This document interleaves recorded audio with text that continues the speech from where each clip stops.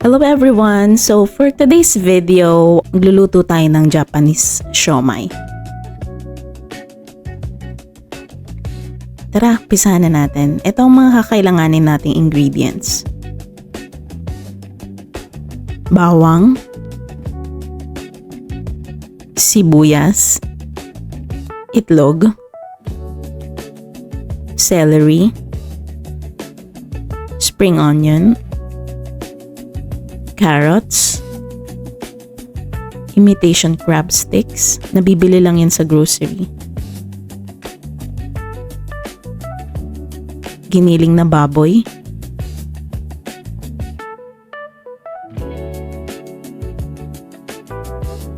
asin,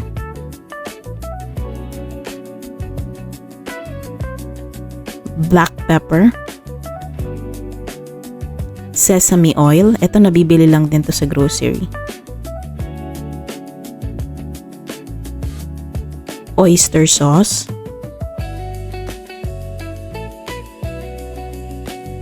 Liquid seasoning. Cornstarch.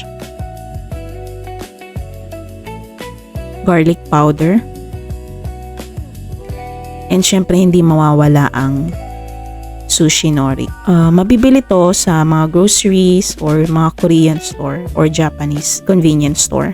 So ito, gagamit tayo dito ng food processor. So gigilingin lang natin dito yung bawang, sibuyas, tong carrots. So mas madali kung gagamit kayo ng food processor para mas mabilis. Ayan, so since meron na tayong giniling dito,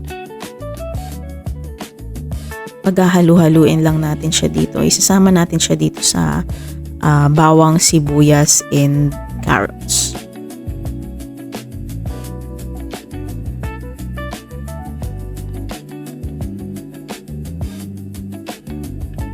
Hihiwain naman natin yung spring onion.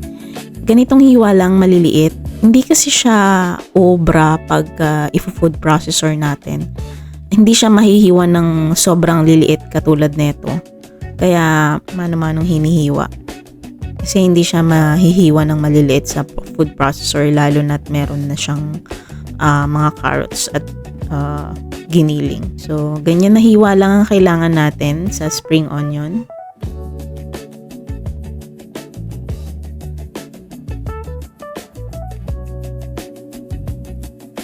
And next is ito ring celery. So, isasama natin yung tangkay dyan. Tatanggalin nyo lang yung parang pinakaugat niya, yung maduming part. Then, syempre, hugasan nyo. Nahugasan ko na to lahat. And, ayan, hihiwain nyo lang ng manipis. Pinakamanipis na kaya nyong hiwa. Pinakamaliit na hiwa.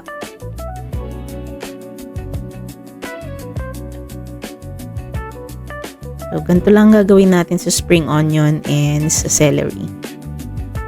Since nagiling na natin yung bawang, sibuyas, carrots, and then naisama na rin natin giniling, isasama na rin natin dito yung spring onion, and then itong celery.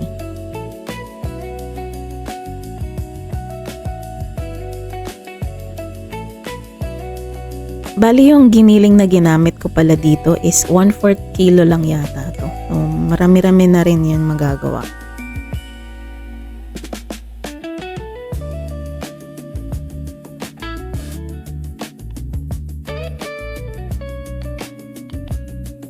So, kita nyo hindi gaanong nadurog yung celery. So, nilagay na natin siya sa mixing bowl. Ilalagay na natin tong isang egg. So, para safe, pwede nyo siyang ilagay muna sa maliit na mangkok. And 1 teaspoon ng garlic powder. And now, ito namang oyster sauce. 2 tablespoon oyster sauce.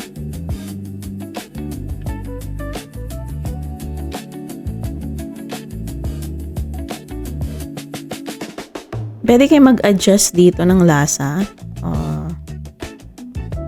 Nasa sa inyo, pwede nyo sundan yung measurement ko.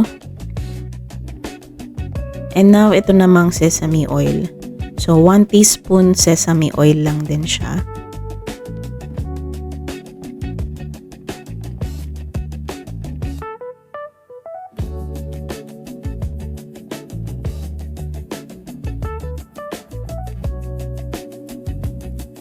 And now, lalagyan na rin natin ng liquid seasoning. So, we'll add 1 teaspoon liquid seasoning.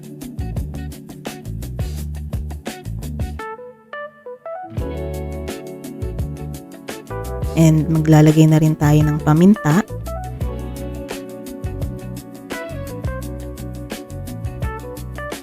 And itong cornstarch. Bali, itong cornstarch para mas mag-bind yung mga giniling and other ingredients. So, ito half tablespoon ng cornstarch and ito naman maglalagay tayo ng asin.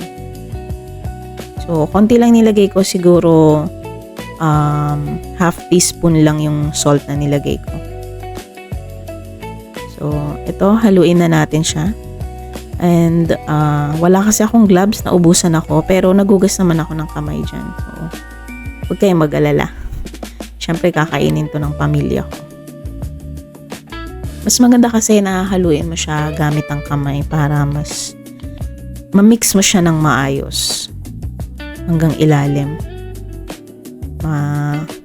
Babalance yung lasa niya. Ayan, so okay na to. Now, ipe-prepare naman na natin yung pambalot sa Japanese siomai. Bali, may 2 ways akong ipapakita sa inyo kung paano balutin ang Japanese siomai. First procedure na gagawin natin for Japanese siomai is parang gagawin natin siyang roll. Parang sushi roll. So, i-scatter lang natin yung mixture. Yan. So, bali half lang nung buong sushi nori. Ganyan lang part. Then, lalagay na natin tong crab stick.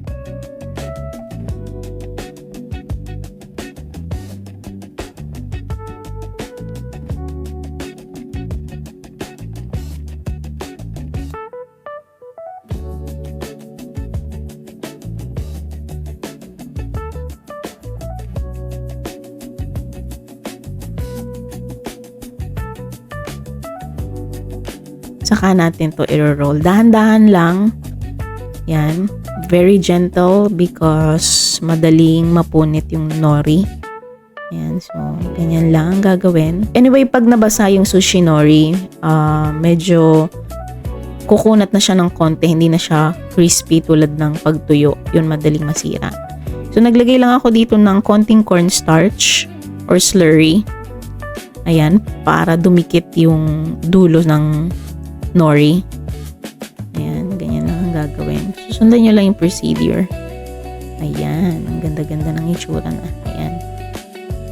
I-roll nyo lang. Then, ayan. This is the finished product.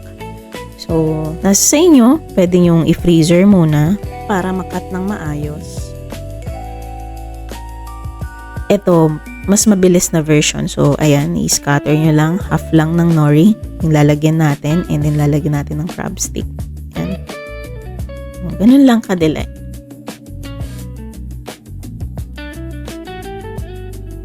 So, ito naman yung next procedure na gagawin natin. Ito yung isa-isa na mostly nakikita nyo sa mga bilihan ng mga siomai. So, nag-cut lang ako ng maybe 2 to 3 inches, depende sa laki na gusto nyo. And ayan, nakalapat lang. And magbibilog lang kayo ng parang flour. And ipipress nyo lang yung taas at baba. So, ganito. Pakita ko sa inyo ng mas mabagal. Ayan, so kuha tayo ng sushi nori na square. And maglalagay lang tayo maybe ng 1 tablespoon ng mixture here.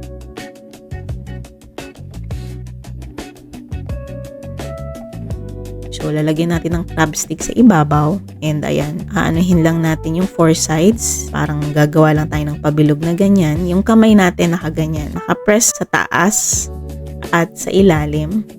And then, at the same time, ipipress mo yung gilid. Para mag-dikit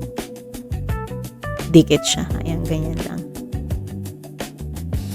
Medyo matrabaho lang talaga to. So, worth it naman pag natapos na kasi ito yung favorite namin na siomai sa lahat ng siomai na nabibili natin. Mas bet namin yung Japanese siomai. Iba kasi yung lasa nung merong sushi nori. Medyo madami-dami rin akong nagawa dito. Pinilisan ko na kasi baka mainip kayo. Yung sushi nori na nabili ko is, I think 10 pieces ang laman yan.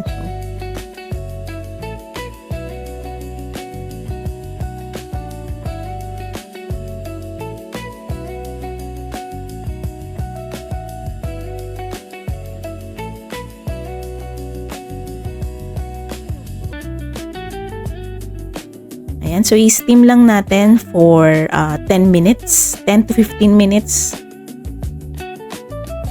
Ayan, so luto na to. Pakaganda ng itsura. Ayan, see? 10 minutes lang natin to i-steam. Depende sa inyo, pwedeng 15 or 20 minutes. But na-steam ko lang to ng 15 minutes. So I think we're all set here. We're good to go. So I hope you like this video. That's it for today, guys. Thank you for watching. If you love this recipe, you know what to do. Like, subscribe, and stay hungry for more. See you next time. Bye!